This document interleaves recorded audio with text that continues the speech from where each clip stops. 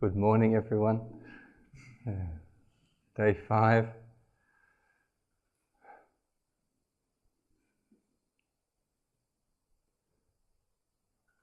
This morning we're going to have a look at some troublesome intentions,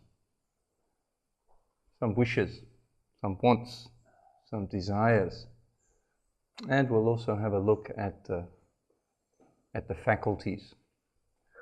We'll try and examine if everything is non-self, who is it that's doing the meditation? That's sometimes confusing. First of all, as we're doing the practice, as we're doing the walking meditation, the sitting meditation, we're attending dutifully to our daily activities, choosing little experiences and events to really penetrate the moment and really see the nature of our experience. I want you to also start to note and know any little desires or any little wishes that may come up. These can sometimes be a little bit subtle. Little ideas, or would it be okay if I could do this, or I want to do that, is that okay? Little requests for little special things. I want you to have a look at your mind and see if there's anything you're wanting or wishing for. Make a note of that. It's very common for us to cater to these little wishes and wants. In fact, little wishes and wants tend to push us around a lot. They can become quite habitual. We want things to be like this, we want things to be like that. Would it be okay if I know we're not meant to, but is it okay if I just do a little bit of this? Can I do a little bit of that? Have a look at your mind if it's wanting things to be different than how it is. Have a look at the little wishing and wanting. These are troublesome. The mind that's always wanting things to be a little bit different than how it is. Make a note. Wishing, wanting, desiring. I want you to try and catch these things. These little wishes and perceived improvements to our environment or perceived improvements to our experience is just our attempt to make the world better for me. It's bound up with thoughts of self. In fact, they're just self-thoughts. I want it to be like this. It would be better for me if it was like that. Is it okay if I do this? It's constantly just spinning and running around this thought of me, mine, and I. So I want you to have a look at this tendency in your daily life and in the practice here, to just come to terms with this habit. Actually, this is the root cause of suffering. This is the root cause of discontent in our lives. Little wishes and wants is just craving, coming and whispering in your ear. It would be better if you should do it like that. Change this, change that, do this, do that. Our lives can become just a series of, yes, Master, I'll do that. Yes, it's okay. Yeah, oh, you want that now? Okay, I'll run and do that. Yeah, oh, now you want this? Okay, I'll do that for you. Running around trying to satisfy craving. It's impossible. You will never satisfy craving. Craving is insatiable. Its appetite is continuous. It always wants things to be better for me. Craving is all about me. It's all about mine. It's all about I. It's always trying to put itself in front of others or in front of the present moment. Running around trying to satisfy me is defilement. We think that we're going to be happy once we follow the instructions of craving. If I just get that, then I'll be happy. If I can just do this, then it'll be okay. I'll be more satisfied in my meditation if I'm allowed to just do this or do that. Actually, it's the cause of suffering. If we keep giving in, then we have to keep satisfying. We keep running around chasing the never-ending dream of happiness. It's only when we stop giving into the defilement of me, mine and I that our mind grows strong, that we can gain some strength, we can gain some stability, we can brush aside these little wishes and wants, these little improvements to things. We're not talking about you can't improve your life. Of course, get an education, have a job, save some money, do those things. You can do that. But I'm talking about the little things. I want it like this, I want it like that, I want things to change. Have a look at this tendency. See how much it comes up during your day. See how this little wishes and wants, how they correlate with suffering. The more wish and want, the more dissatisfaction, the more suffering there is. Contentment is right here in the present moment. It's accepting the way things are here and now. Contentment is the proximate cause of happiness. If we can accept how things are, we're happy. The Dalai Lama was once asked, why is it that it seems that people in Western countries with all their wealth and luxury, some people anyway, seem to be so unhappy and so dissatisfied, whereas others who have much less seem to be quite happy. It's because of this wanting, this craving. When your only job is to make sure you have enough food to eat and you satisfy that by 10 o'clock in the morning, then the rest of the day you can be happy. Yeah. If you've already got plenty of food and plenty of other things, then the mind just goes looking and wanting for something else, which it doesn't get. And then it's dissatisfied. Or it works 20 hours a day to fulfill all its little wishes and wants, and you have a breakdown. So start to have a look at these moments of contentment. Make yourself content. Accept how it is right now. And then accept how it is in the following minute. And then the following minute. And then the following hour. On the retreat now, it's day 5, you should be starting to settle down. Just resigning yourself to the fact, okay, this is how it is. Don't resist how things are. Stop fighting with your existence here in the monastery. It's like this. Sometimes it's warm, sometimes it's raining. So what? Sometimes we're walking, sometimes we're sitting. So what? You'd be doing that outside as well, wouldn't you? Would you be eating outside? Yeah. Do you eat here? Yeah.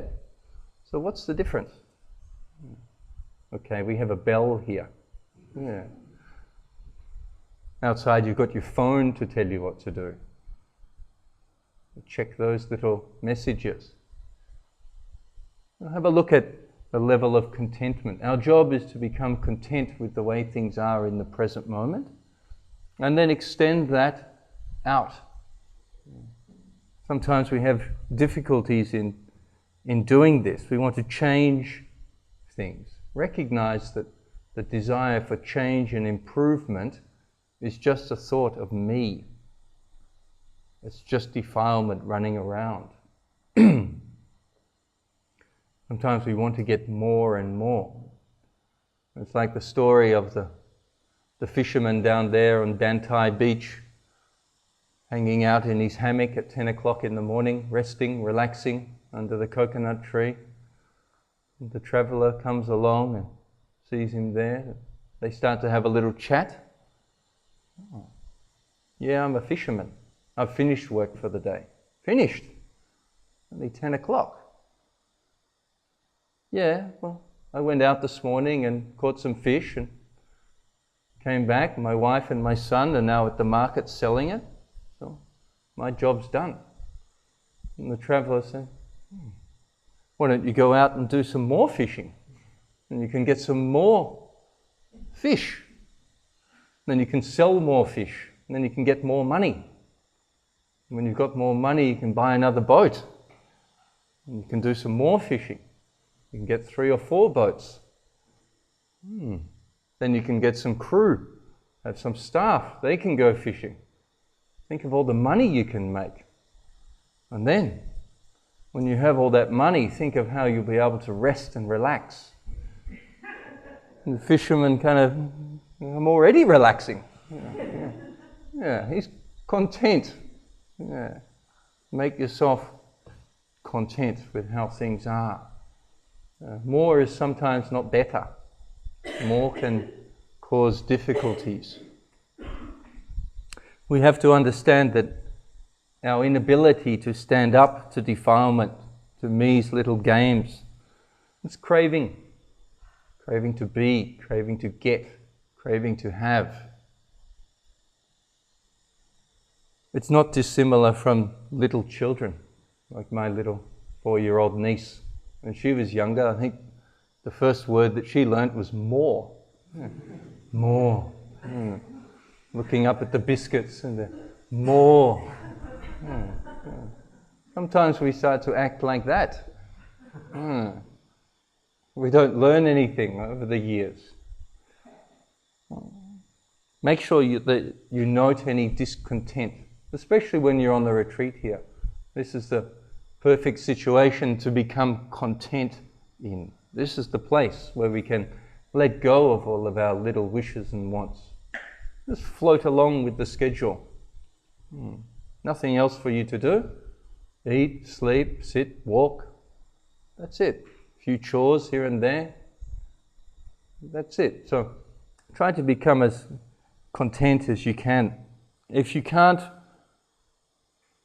note and know these little wishes and wants, it's being spiritually immature.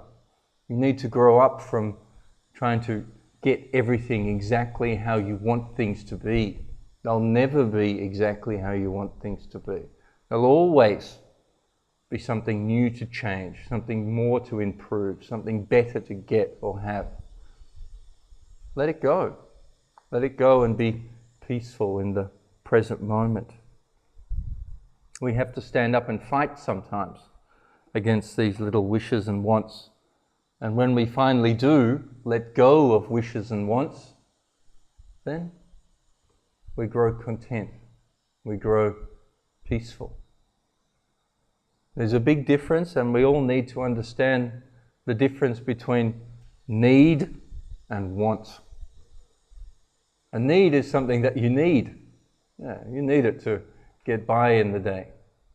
A want is something that kind of makes things a little bit better. I don't really need it, but we're talking about an inclination of the mind, this kind of going forward to try and make things better.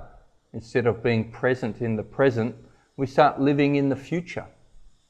We start living our life with some kind of fantasy goal that, yes, I'll have a nice car and a nice house and a handsome husband or a pretty wife and all the trimmings, all the toys.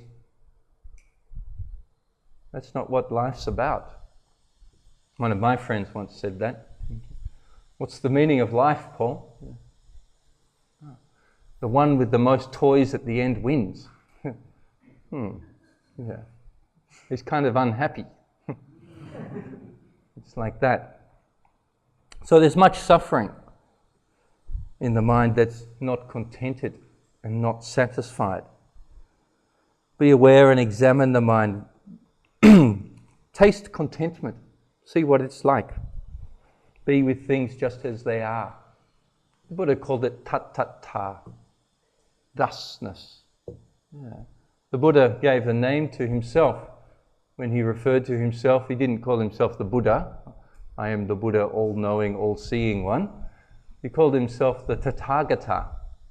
Tata means thusness. Gata is a past participle. It means to have gone. He's the one who has gone to thusness. It's cool with everything. And that's another synonym for Nibbana as well. Becoming cool. Becoming cool with how things are. Extracting the heat from your experience, the busyness of life. Relaxing into the moment and becoming content.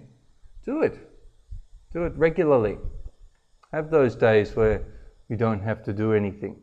Our societies make big issues of being busy. People seem to think it's a good quality. So how have you been this week? Oh, I've been really busy. Oh, great. I'm really glad for you. You've been very busy. People want to be busy. I don't really understand why.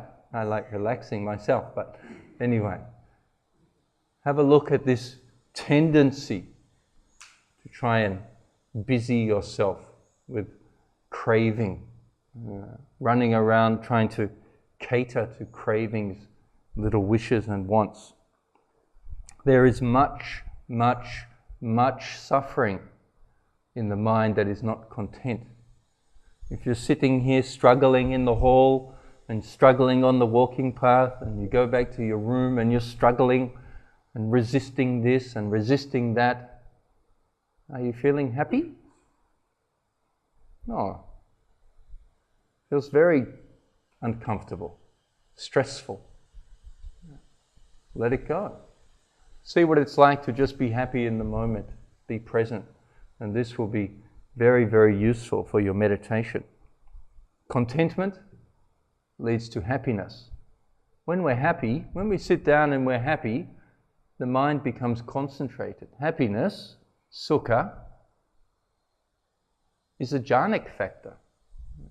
Happiness is essential to get the mind concentrated and stable. The mind needs to be happy. If it's not happy, it's not going to concentrate. It's impossible. It won't get there. So make yourself content. Be happy with the moment. When you're happy with the moment, the mind settles down in that experience, becomes concentrated. And when the mind becomes concentrated, it sees things as they really are. So there's certain conditions we need to put in place for the arising of insight, and contentment is one of them. We'll have a look at that and try to practice contentment. It doesn't just automatically arise. It is what it is. There's always dogs in the hall. It's a great simile for life, isn't it? Nothing will always be nothing will ever be completely perfect. There'll always be a dog in the hall somewhere, wherever you go. Sometimes we have to become satisfied with that. Sometimes we have to get rid of them too.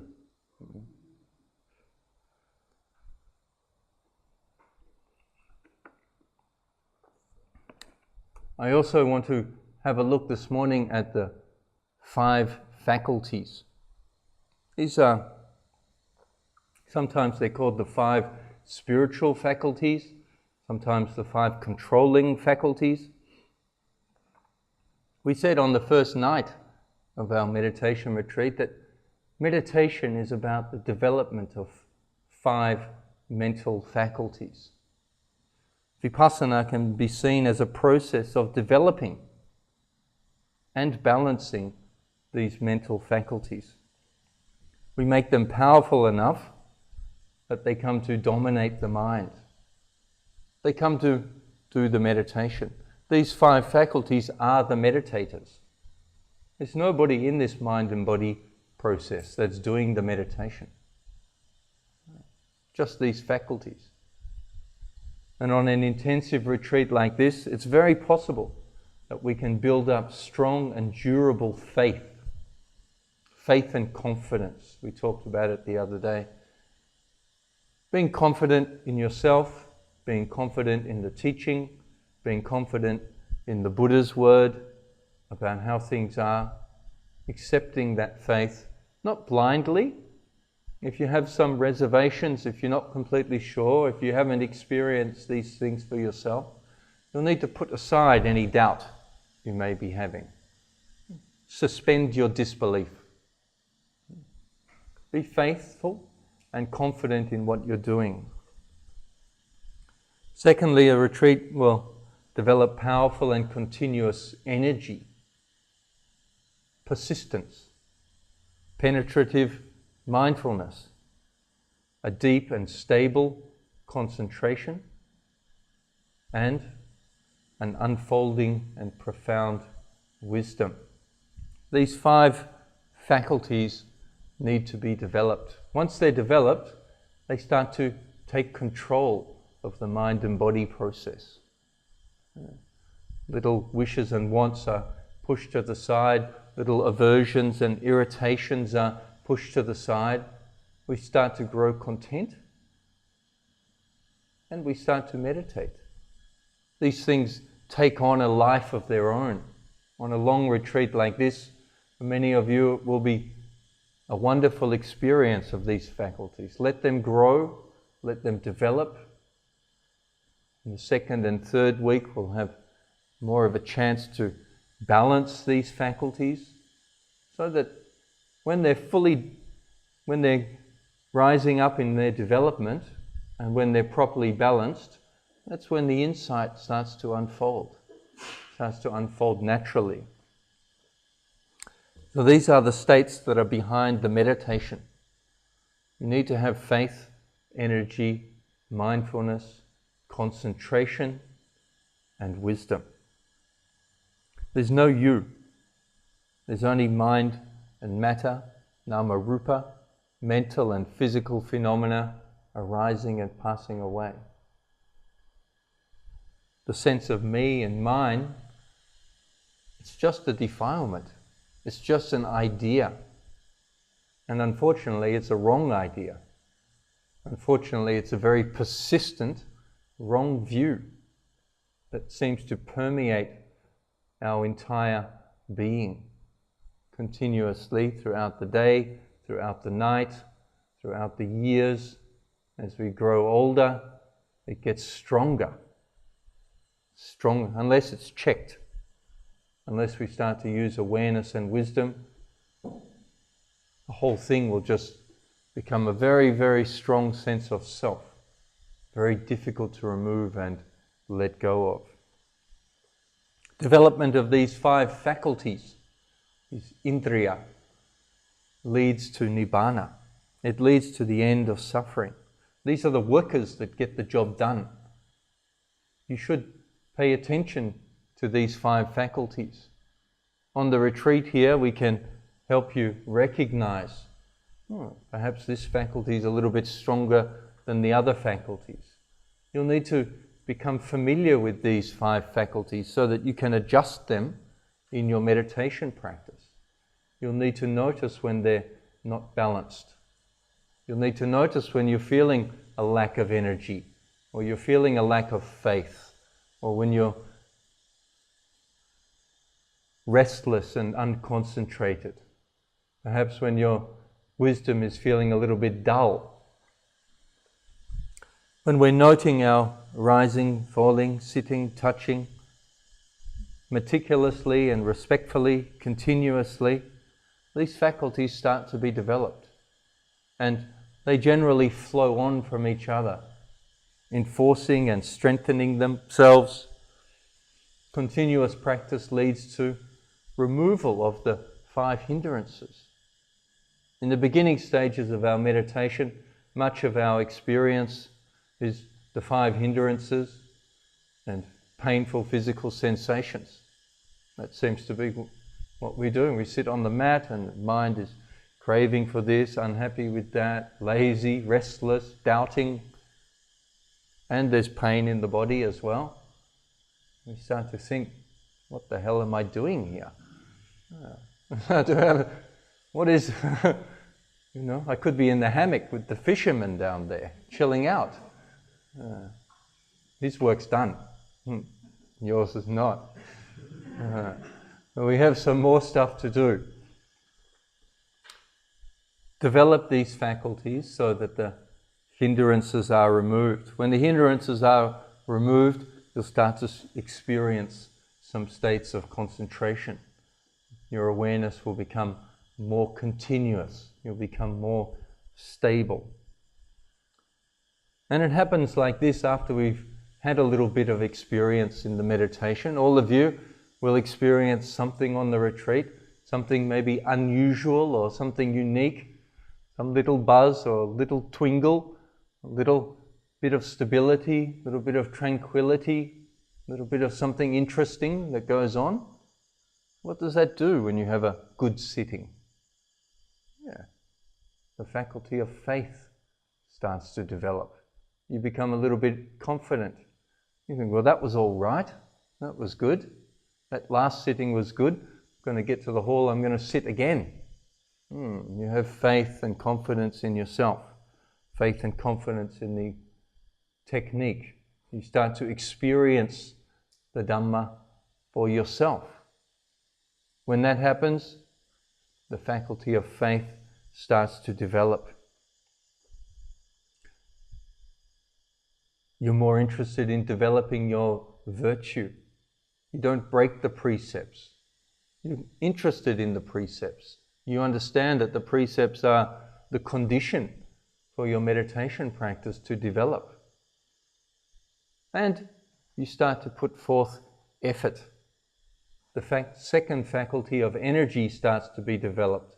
If you have faith and you have confidence in what you're doing, of course you put forth more effort.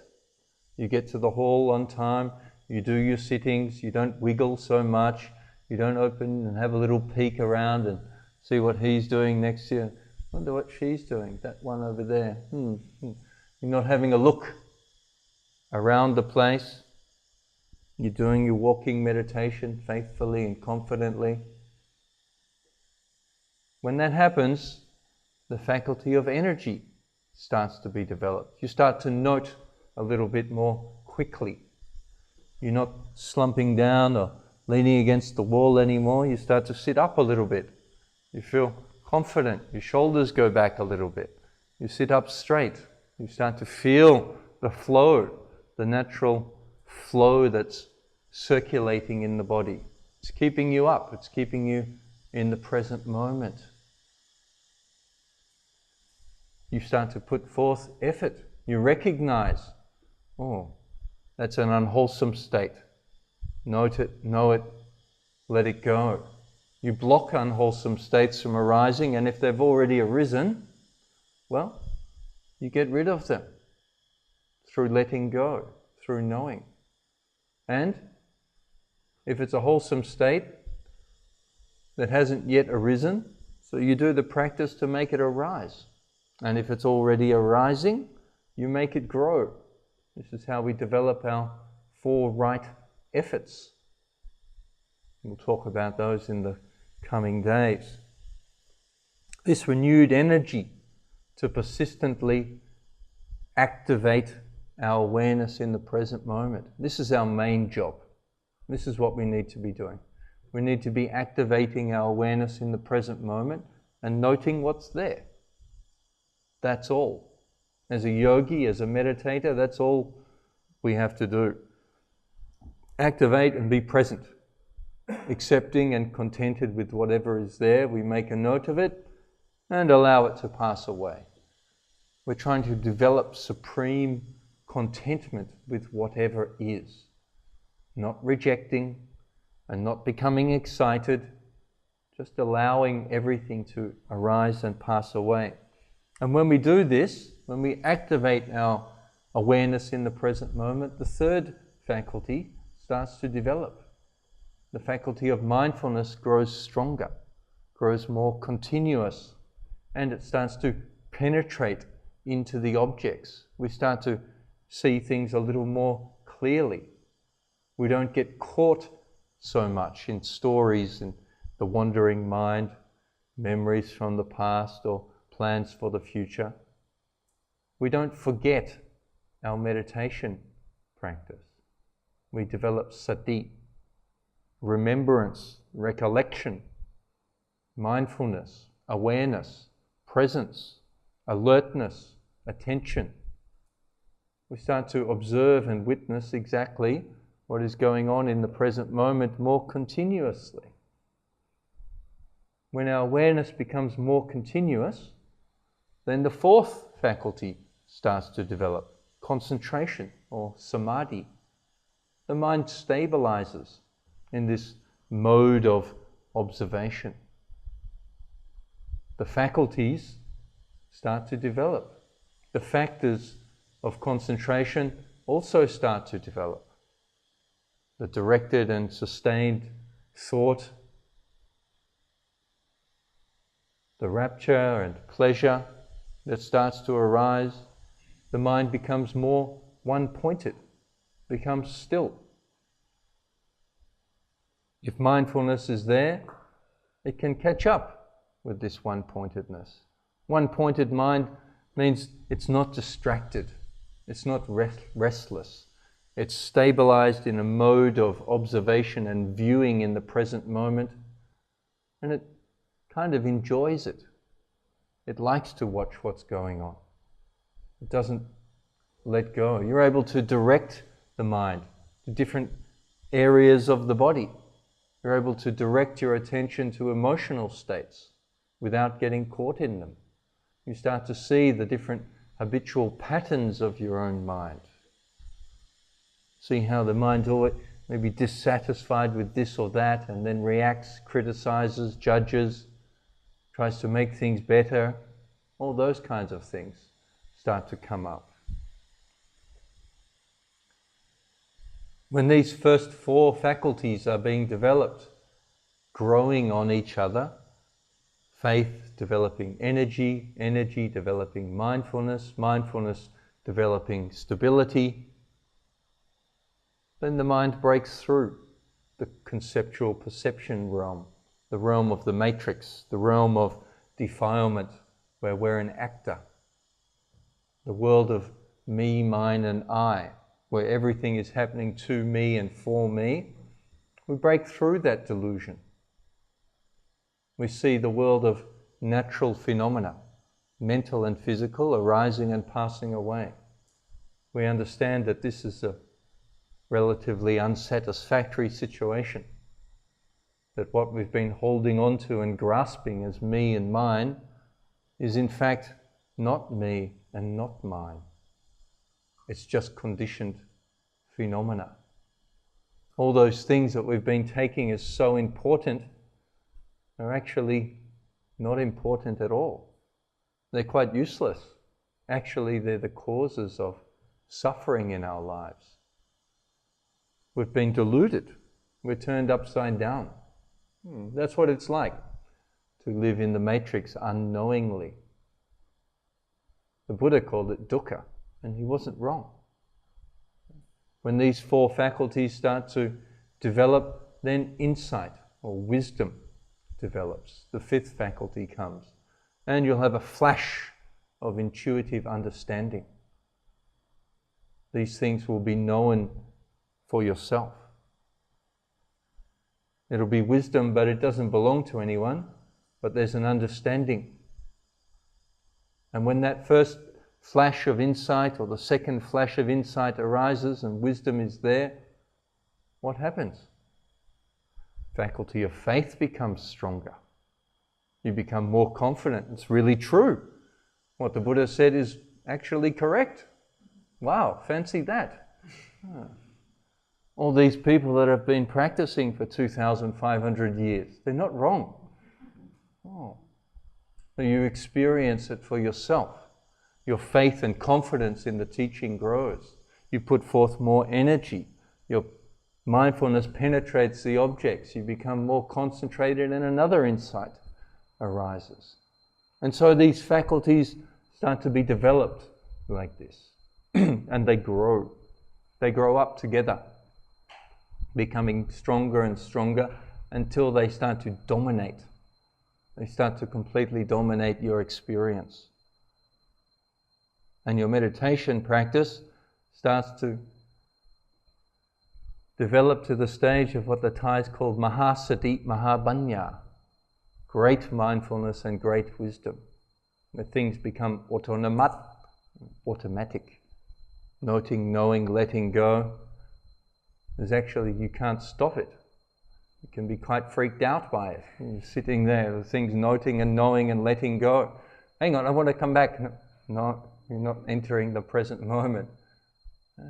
The thing naturally starts to incline towards renunciation. It starts to let go. The thing inclines itself. It can see the path out. Don't tell craving. Craving will come and wreck the party, the house wrecker. Craving doesn't want to leave. Craving's been used to ruling for a very long time, climbing on top of everything and calling it me, mine and I, having its own little party in the present moment. But wisdom can knock it off its throne. It's a much better party when wisdom's around. So when we start to see things arising and passing away, at this stage in our meditation practice we can say that the 5 faculties have grown in strength. They're really doing their job. Things are stabilized. Our meditation becomes stabilized. And it's fabulous. At this stage in the practice there's a great deal of bliss. Happiness that you haven't experienced before, perhaps. Happiness a spiritual happiness, which needs to be noted and known and let go of as well. You can enjoy it for a little bit, it's okay. We give you that. If you've done the work, you can have it for a day or two. Then you can let it go.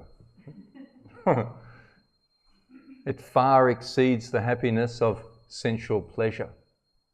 You look at the happiness that you get from having that little coconut chocolate ball or whatever it is, the happiness of some music, the happiness of something nice to smell, or the happiness of a massage, or those little pleasantnesses kind of fade away.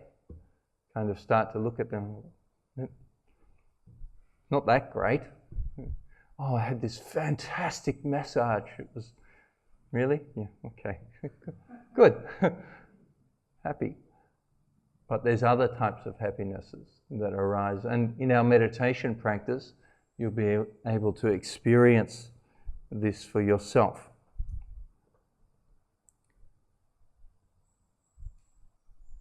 The characteristics of our mental and physical phenomena become clear to us. Everything is arising and passing away. Nothing at all belongs to us. Defining ourselves by that stuff that arises and passes away seems idiotic. It seems ridiculous. How can we take something as being me and mine when it's so clearly, evidently arising and passing away? How can that be a base of me? It's gone. It's gone. It would take that our sense of self is arising and passing away, which is clearly not tenable. So we start to see things as they really are. We incline towards renunciation, disenchantment, dispassion, letting go, and finally things result in cessation. The mind becomes liberated from the oppressive rise and fall of mind and matter and consciousness. An image is given to us in the old texts of when we're trying to develop these faculties. We have to be very consistent in our practice. Similarly, is given of sharpening a knife. When we sharpen a knife, we need to hold the knife in just the right way. We need to hold the knife at just the right angle. We have to push with just the right amount of pressure. Right angle, right pressure, right consistency, right speed, we have to monitor how we're sharpening the knife. We have to flip the knife over and do it on the other side, same angle, same pressure, same consistency. In this way, the knife gets sharpened. We can't just do it haphazardly. We have to know what we're doing. Our meditation practice is the practice of developing these 5 faculties. Not only developing them, but balancing them as well. We need to learn how to balance the faculties. Mindfulness is in the middle. It's kind of directing the show. It's bringing consciousness, sometimes begrudgingly. Mindfulness is able to pull the arising of consciousness into the present moment and penetrate what is going on. On one side of mindfulness, you have the faculties of energy and concentration, virya and samadhi. On the other side, we have the faculties of faith and wisdom, or saddha and panya. These 2 pairs of faculties need to be balanced. We need to recognize in our own practice when they've become unbalanced. If the faculty of energy is a little bit stronger than concentration, the mind will become restless. It's not able to settle down. It'll be darting here and there. You feel uncomfortable in the body. You won't become tranquil and cool and calm. There'll be always restlessness occurring. This can be helped by developing the faculty of concentration. If the mind becoming too concentrated, if samadhi is stronger than our energy, that means perhaps that we're not noting quickly enough or efficiently enough, that the mind's becoming still and stopping. It can seem as if the mind is falling down a well. And it falls down into a silent place where it's kind of nice and bright and happy, kind of still, but it doesn't know anything. It just sits there. Nice. But we can develop more than that. In our practice here, we do walking and sitting meditation. The reason for this is to try and balance these 2 faculties. When we're noting, we're developing the faculty of energy. We're activating moment after moment after moment after moment, lifting, raising, moving, placing, rising, falling, sitting, touching, rising, falling, sitting, touching, lifting, raising, moving. We're activating that faculty of energy. When we're sitting in samadhi, making the mind present, filling out the whole body, we're becoming concentrated. We're becoming still. We're becoming calm. We're actually making the body as still as we can. Try to hold the body in its stillness. Making the body still is very useful for developing tranquility, for developing concentration. When the body's restless and not comfortable, it's difficult to become concentrated. Make yourself as comfortable as possible. Don't lie down, you'll fall asleep. Use the cushions, use the chairs, the stools, and find that position where you can become still for 20 minutes or half an hour or 45 minutes. And in that stillness, the concentration will start to grow. And we use walking and sitting to balance. The other 2 faculties, faith and wisdom, if there's too much faith, we can find ourselves in this kind of devotional state. We just spend our time thinking, the glories of the Buddha, the Dhamma, the Sangha. We can find ourselves overly devotional. You can find yourself, and I very much like, have some flowers and incense. You can do it once a day or twice a day. It's a beautiful practice to develop faith. It's why we do the chanting in the morning, 10 minutes, in the evening, 15 minutes, to develop this faculty of faith, to encourage you to have some confidence in the Buddha. We don't ask you to give flowers to the Buddha for 6 or 8 hours a day. That would be too much. It would be unbalanced. If the faculty of wisdom becomes too strong and there's not enough faith, what happens? The mind becomes a little bit cunning. It thinks it's a little bit clever. It can sit, it can listen to the Dhamma talks and not really trying to listen for instructions. It's just trying to find holes in the Buddha's teaching. There. Yeah, but what about if that happens? There, got you, didn't I? Tried to find a hole in the Buddha's teaching. Yeah, good luck with that. It's pretty good. Thousands and thousands of pages of Pali text, I can't find any inconsistencies. Yeah. So, when the mind becomes too much faith, too much devotion, then it becomes a little bit gullible. It believes things too easily. Too much blind faith. When there's too much wisdom and not enough faith, then the mind is cunning. It won't believe anything. That doesn't work. I'm smarter than the Buddha. What was he thinking? Who was that old guy in India anyway? Yeah. Those kind of thoughts. Yeah. So we need to balance all the faculties. Too much concentration, we go into stillness. Too much energy, the mind's restless.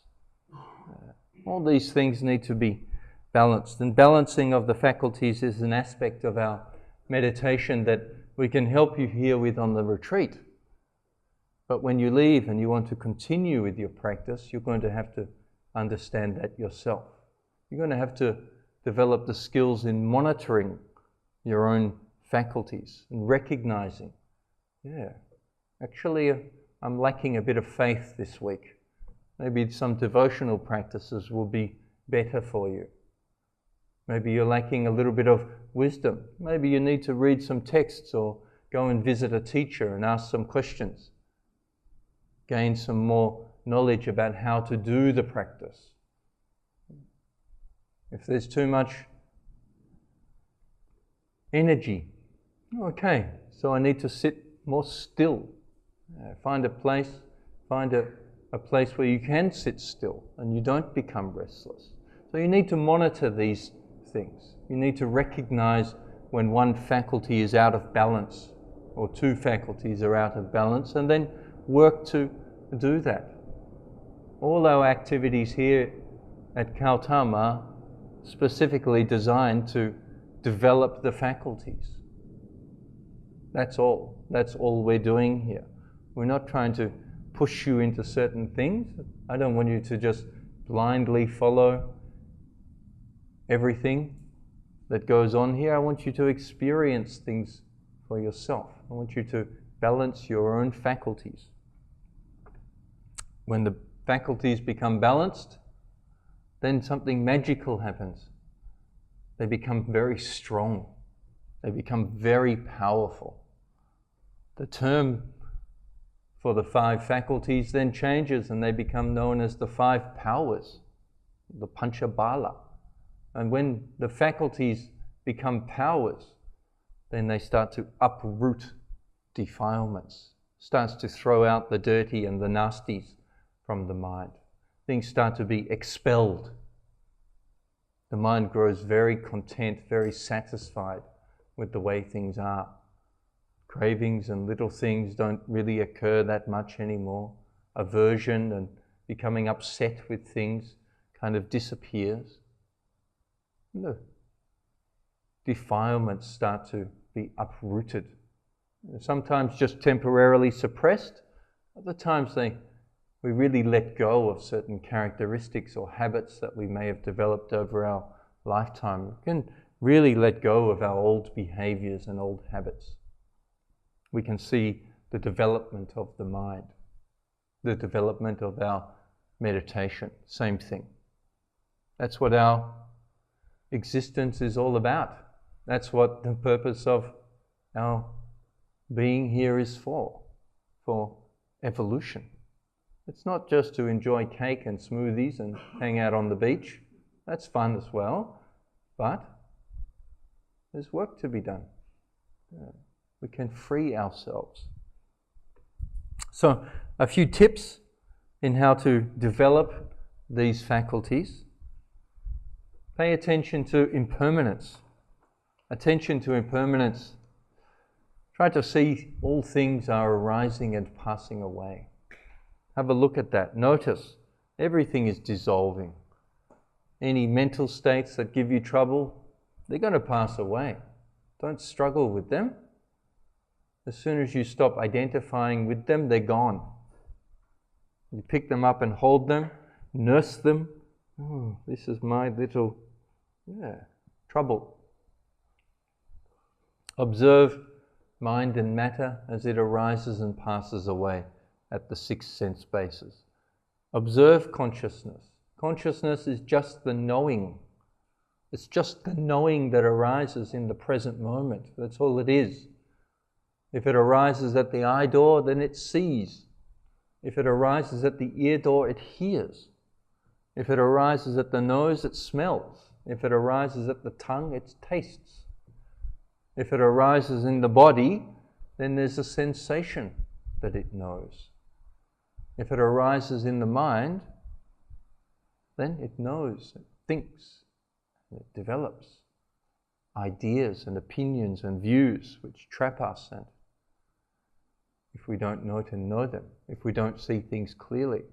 The consciousness is arising and passing away. Thoughts and feelings and perceptions are arising and passing away. Physical sensations are arising and passing away. They're so impermanent, don't take them seriously. What's giving you so much trouble today will be gone tomorrow. Why hold on to it today? To dukkha yourself. Life is too short to dukkha yourself. Let it go. Let go of these things and just look at the flow of mind and matter and consciousness as it arises and passes away. This can only be confirmed through actual experience, through your own observation. You'll see, once you notice, once you understand that everything is arising and passing away, you won't take any of it seriously. None of it is worth worrying about. Nothing in life is worth being concerned or worried about, especially not emotional states or troubling thoughts. They're only there because actually you want them to be there. You're using those emotions and troubling thoughts as a foundation for your sense of self in the present moment. They've been hijacked. It's the way you're gaining being. I am. You feel alive, probably with unpleasant feeling, but you're still alive. That's craving's little trick. It doesn't care whether it's pleasant or unpleasant. It just wants to be. If it can be with pleasantness, it will be with pleasantness. If it can be with unpleasantness, it will be with unpleasantness. Doesn't care. Craving doesn't care either way. It can arise when trying to get rid of something. It can arise when trying to get something. As long as it becomes, as long as bhava is created, being, me-ness, my-ness, I-ness, selfhood, I am, an identity, a personality, an individuality, a subjectivity. As long as it develops some sense of self, craving is kind of cool. As soon as you develop these 5 faculties and start to push against it, it's going to fight back. Don't worry. It's very sneaky. It'll find a way to manifest. You can be noting and knowing and blocking all the entrances at the 6 doors, like some martial artist blocking Bruce Lee's punches. You need to fend it off.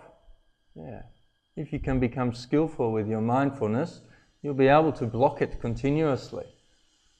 And then come and tell me what your experience is when you don't have a sense of self. What do you experience in that moment?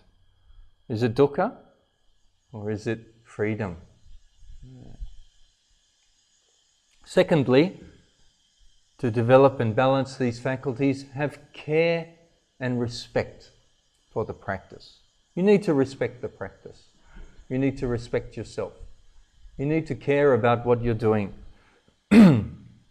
Pursuing the meditation, you should have reverence and meticulousness. You can't do things sloppily. If you're sloppy, it doesn't really work.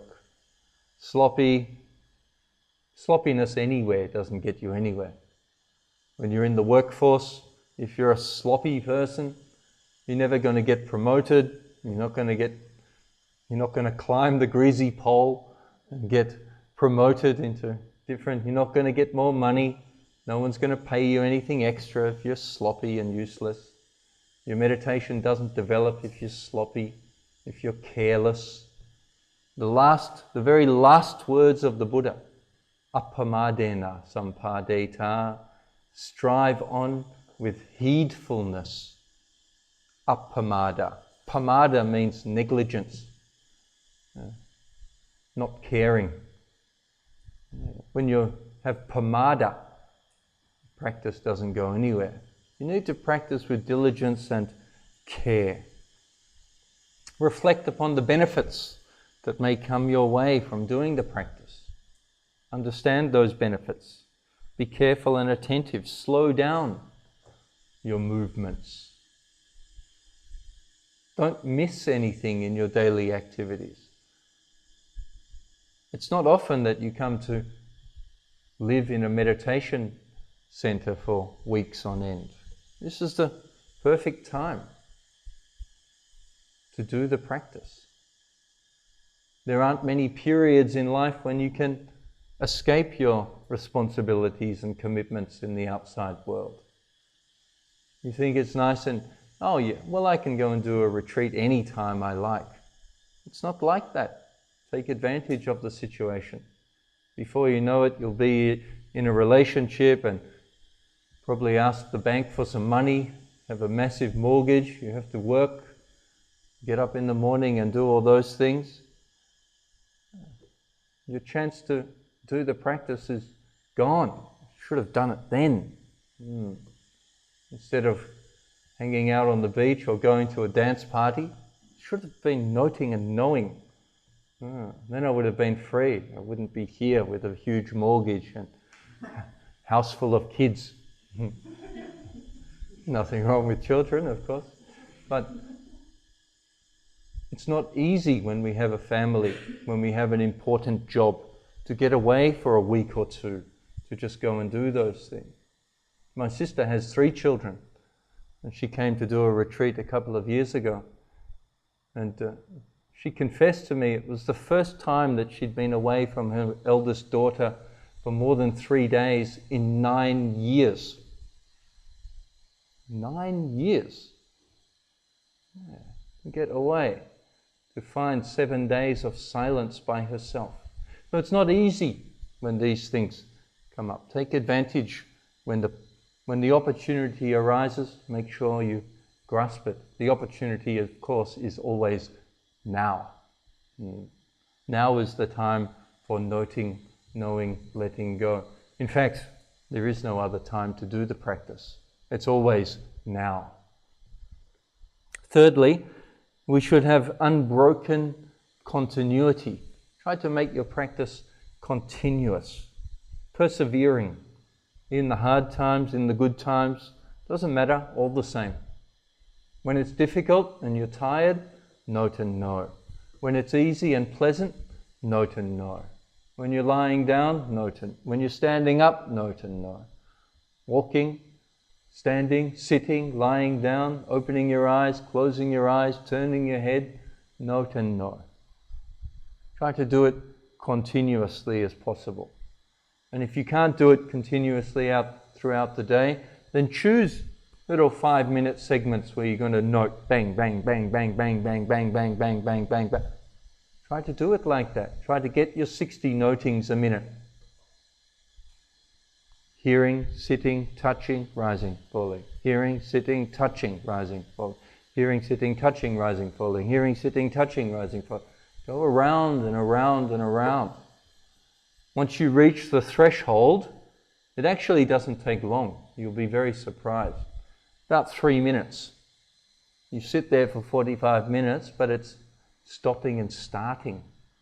Stopping and starting is the problem. You have to be continuous. In the old days, I think they used to make fire by rubbing 2 sticks together. That needs to be performed continuously. If you rub 2 sticks together, do it for a minute and then stop for a minute, do it for a minute, stop for a minute. You'll do that for 30 years, you won't make a fire. But if you rub continuously, after 10 minutes, it starts to get quite warm, the friction starts to smoke, and then a little, I've seen it on TV, a little fire starts. Continuity is the secret of success, the secret of balancing these faculties and getting them functioning. Defend yourself against defilements. Be strong. Notice when you're under attack. Notice when you're starting to give in to wishes and wants. Notice when you're reacting to frustrations, irritations, aversions and annoyances. Notice that. Stand strong and do the practice. Apart from the sleeping hours, we should be continuously mindful. That's the ideal. The more you practice, the more that ideal will become your reality. We're trying to do it. Now is the perfect opportunity. We have our wonderful cooks down there preparing everything for us. Things are not too comfortable in the dorm that we want to hang out there all day. Some meditation centers deliberately make it uncomfortable for you. You can be lying there and hear the bell ring, and it's like, finally I can get up off this concrete bed. Try to be continuous as possible. Lastly, be patient. Be patient with yourself. Be persevering in your commitment, unwavering in your commitment. Kanti paramang tapotitikam. The Buddha said, patience is the highest practice, the highest form of tapas. Not the Spanish tapas, but the Sanskrit tapas, spiritual practices. Patience. Developing patience. It's a very, very powerful mind state. Patience can almost overcome everything. It can get you through a lot, patiently enduring whatever is arising. Like sitting at a bus stop waiting for a bus that doesn't come. Sit there. The next bus is next Thursday. Is there any other way out of here? No. Okay, well, you can either get very upset and throw a little tantrum, or you can just say, well, that's it, that's cool. I'll do some noting and knowing while I'm waiting. Develop patience. It'll make your life so much better.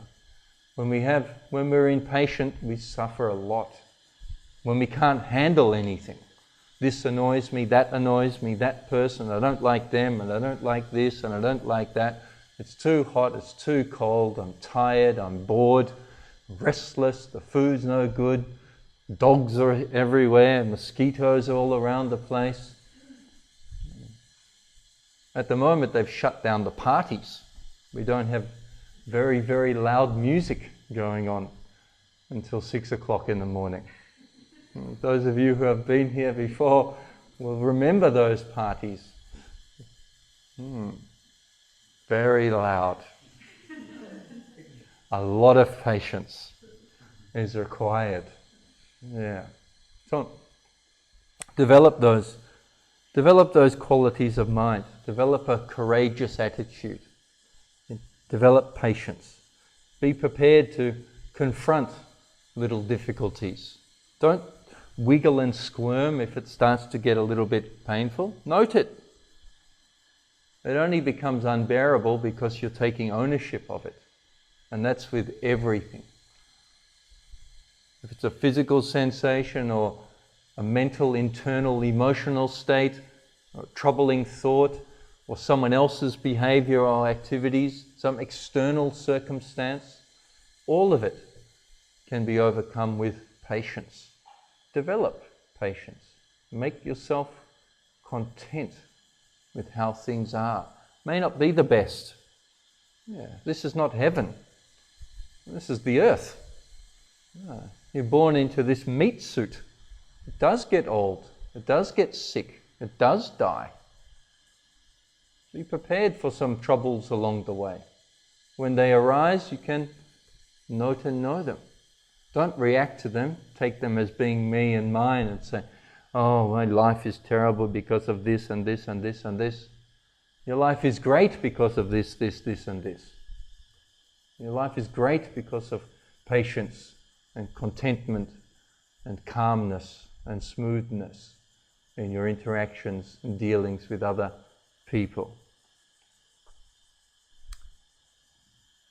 I think that's probably enough for this morning. We'll continue with our walking and sitting meditation.